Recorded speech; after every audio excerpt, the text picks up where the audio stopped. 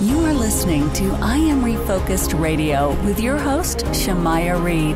This show is designed to inspire you to live your purpose and regain your focus. And now, here's your host, Shamaya Reed. Hey, welcome to I Am Refocused Radio, man. We are here once again. Today, we have another show lined up for y'all. We have an exciting show today. We're talking to Rick Leventhal. He is a legend, if I can say that, man. He worked his way up to being top at Fox News, but he had amazing 10 years of experience at local affiliates. He has a new book, Chasing Catastrophe. It's about his 35 years covering wars, hurricanes, terror attacks, and other breaking news. There's so many things I can talk about, but I only had limited time to talk to you, Rick. First and foremost, how you doing, man? I'm good, Shemai. Thank you very much. It's an honor and a privilege to be here with you. I'm very proud of this book. It's kind of like a greatest hits album, you know, of all the craziest stories I covered, and a lot of really interesting behind the scenes stories that people have never heard. And I'm proud of it. The reason I was able to write it in part is because I saved all of my reporter notebooks for 35 years.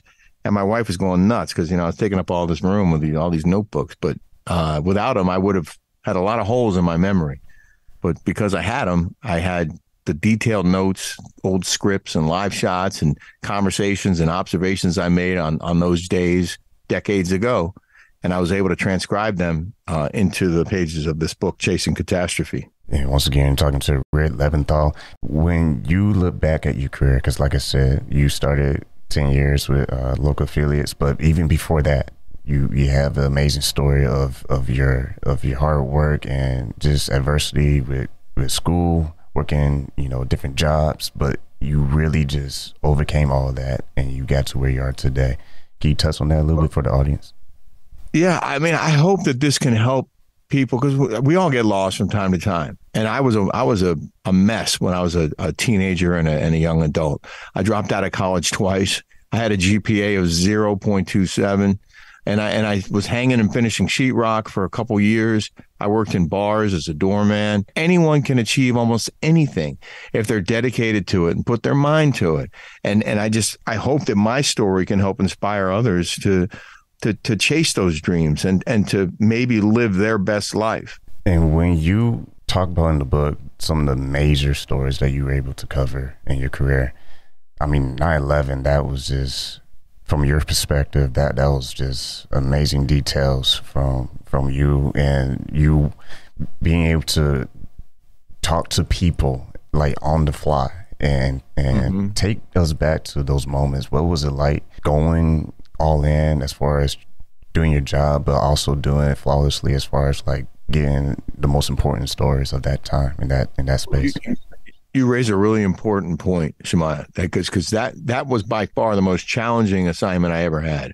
Being at the base of the towers, being just a couple blocks away when they started to fall to the ground, and then being out there once the smoke cleared, you know, standing in that moon dust that covered everything, and trying to decide who can I talk to? Because normally you're out there with a camera and a microphone. Everybody wants to do an interview. Most people are like, put me on TV.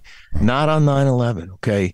People were shaken. They'd just been through the absolute most traumatic, worst experience of their lives. And I felt awful stopping them in the street or trying to ask them questions. And some people want to talk, you know, and you can sort of tell when people are eager to tell their stories, even in the face of that kind of insanity. But, you know, there were others who were just, you could see they were in shock. And I didn't want to bother them. I didn't want to stop them, but I wanted to get, you know, interviews. I needed to hear what had happened because we didn't know. We had no communication with anyone. The cell towers were on the roof of the tower that fell. So your phones didn't work. And, you know, we were just out there in the street trying to figure out what the heck was going on. And there were people I stopped and talked to. And I just had to steel myself, despite the chaos and calamity and just the most insane situation I'd ever been in the middle of. I had to steel myself and do my job and just report it as clearly and calmly as I could, try to separate fact from fiction. And that's detailed in chapter 1 of Chasing Catastrophe. We're talking to Rick Leventhal, and when you talk about other chapters in your life in this book, I mean, when you talk about Afghanistan and just the process of being one of the few selected journalists to be embedded there, that was also a journey in itself.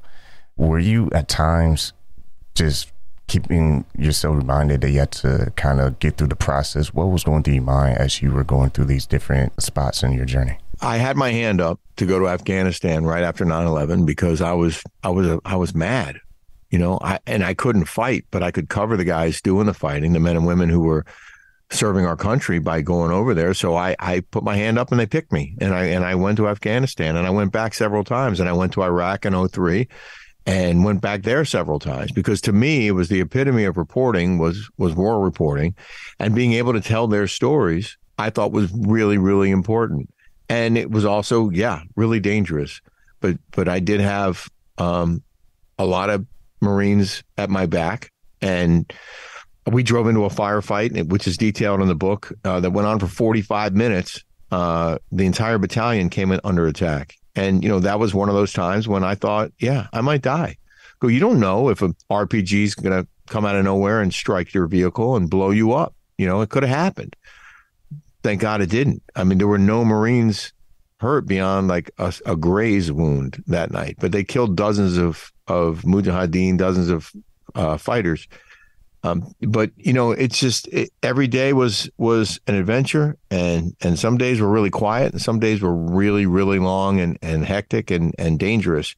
But to me, again, that was living the dream of being a real reporter and going where the news was and witnessing history from the front lines. If you want to get this book, you can get this book. It comes out January 24th. That's tomorrow. We're talking to the one and only Rick Leventhal. And this book is all about overcoming adversity and achieving your goals. And if you're ready to work, you want to get this book right now. I want to say thank you for your time, sir, for just, clearing your schedule talking to us today. Appreciate your time. Thank you, Shemaiah. Awesome. Thank you very much.